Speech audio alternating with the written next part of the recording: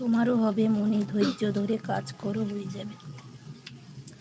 ওটাই তো 27 সালে শুনেছ তো, 27 সালে কি হবে? এই জন্যই তো ধৈর্যটা হারিয়ে ফেলছি গো। 8,000 ওয়াচ টাইম মানে আবার 27 সাল ঢুকে গেলে ওইটা নতুন করে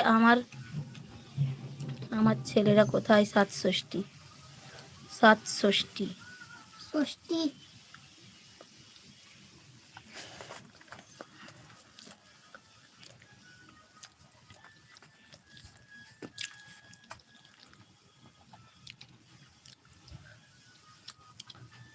আবার পুনরায় নতুন করে, জানো মানসী, 27 সাল থেকে এমন হয়েছে, যতদূর আমি চ্যানেলটাকে ওয়াচ টাইম করে নিয়ে এসেছি, আবার নতুন করে ওয়াচ টাইম হবে।